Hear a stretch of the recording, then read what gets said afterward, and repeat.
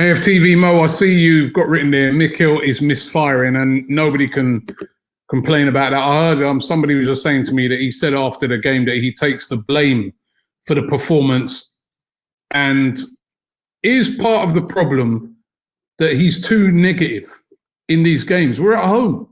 We're still playing the same formation that we went away and same team that we went away to play against Manchester United, where we all accepted and said, right, that's cool. We know the attacking flair of Manchester United. We know all about them. We know we're going to have to be a bit defensive, but we're at home to Aston Villa and we allowed them to completely dominate us. Robbie, that's exactly what I was going to say. You know, when I saw the lineup today, I looked at it and I thought, I'm sure that's exactly the same as Man United. And, you know, I just can't understand why when you're at home against, you know, a promoted team versus away against traditional Big Six, you think that the right approach is to put exactly the same team out. And, you know, to me, I find that quite bizarre. I really do. And if we're saying when he put that team out at Old Trafford and the way they applied themselves and set up, he got it tactically spot on, surely you don't require the same tactics for Villa at home. And I do think he got that wrong today. And, you know, Robbie, I was thinking to myself before the game when I saw that lineup, you know, there's no point mentioning that. I thought there's no point me tweeting that. There's no point me talking about that because the reality is that team should still go out and get a result against Villa at home. And if we mixed it up and put a different team out there, that team should also still go out and get a decent result against Villa at home. And the problem is sometimes you need a defeat to bring these things into focus. Not that I ever want a defeat. I just thought to myself, we'll probably win today with this team. And if I put that out there, people are going to use the result as proof that he got it right. Well, no, not in my book. You have to look at the opposition and you have to look at where you're playing, making your home stadium a fortress. And he just didn't do that today. And I feel like, you know, the defeat has brought that into focus now. Perhaps, you know, home advantage is well and truly gone now in lockdown football. I don't know. Maybe that's part of the reason why he doesn't differentiate between home, Villa, away, United. I don't know.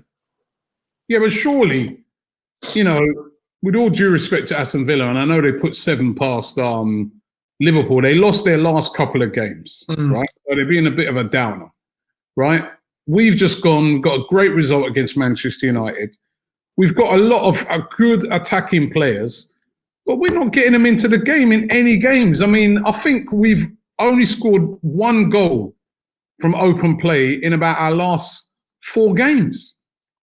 It's just I really don't understand how we can have so many attacking players that even whether they're misfiring or not, but there's Aubameyang, Lacazette, Willian, Pepe, Saka. That's a wealth of attacking players that any team would like to have. And we're not scoring any goals. Honestly, I'm baffled by it. But the thing is, Robbie, and this is what I've said before. You know, actually, I said I'm baffled by it, but I'm not, because this is what I've said before. What it seems to me Mikel Arteta is doing is basically saying, you guys, not sit back, but you guys are there to control the game. And my 3 forward players, you're there to win the game. And when you're putting it just on 3 forward players, that becomes very easy to defend against. We're not a dynamic team. We don't have wing backs that are pushing forward enough and causing enough trouble and us creating space, isolating a wing back against a defender. We're not playing a really dynamic game of football here, the way we approach games. It's simply a case of let's move it through our midfield, from defensive midfield to our strikers or our forwards, and we'll let them do the business. But it's just not working. I think we have to accept now Lacazette in the middle at the expense of Aubameyang playing in the middle is not working. Because since Aubameyang has signed his contract, and I don't mean to mention the contract thing as if it has any relevance. It's just a timescale thing. You know, since we've seen around that time, it's just not working. I'm not for a second saying Aubameyang isn't interested or anything since he signed his contract. I'm just saying it's a coincidental thing, but it's just not working. Lacazette has been playing in the middle. It's just not working. Simple as that. Willian, I mean, I'm sorry, but every single time I see Willian, I'm reminded of the 55 people that were made redundant by our club. If Willian is on £50,000 a week over the course of his ridiculous 3-year contract, bearing in mind he's 32, and he's got a 3-year contract.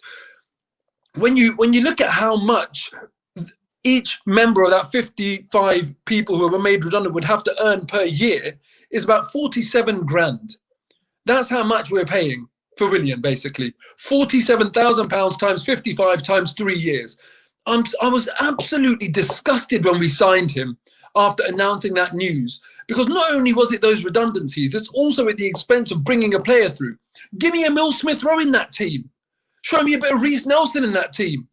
You know, I'm sorry, but I just do not understand why we signed Willian. Have we not learned our lesson buying from rivals?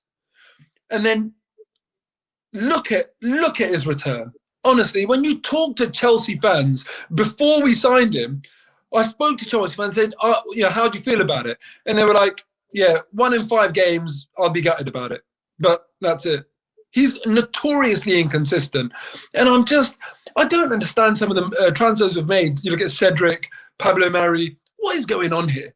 Really, what is going on here? Does anyone of us believe that is being done to really improve our team for real footballing reasons? Or is there some agent-led agenda going on here? I really don't understand it. But back to Lacazette and Willian. No point scapegoating them because the whole team were rubbish today. But we need to stop persisting with this. You saw Jack Grealish today. He bossed the game. Absolutely bossed the game. His assist for Ollie Watkins' second goal. He's carried the ball, 60, 70 yards? And Martinez has got a pre-assist, by the way, on his return here. And Grealish carried the ball forward with real vigour, real attacking intent. And we don't have a player that does that. People are very excited about Thomas Partey. And look, he's been brilliant since he's come in.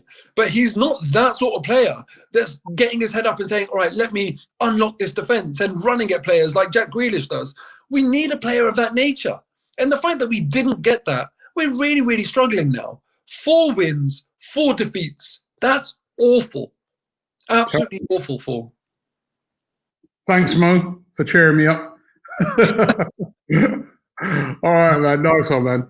This video is supported by Profit Accumulator. Profit Accumulator helps you to earn extra money by doing something called match betting. Match betting isn't gambling.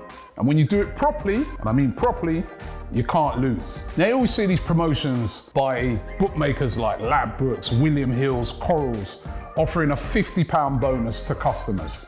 So you sign up and you might place a £50 bet on a coin toss landing on heads and a £50 bet on the same coin toss landing on tails.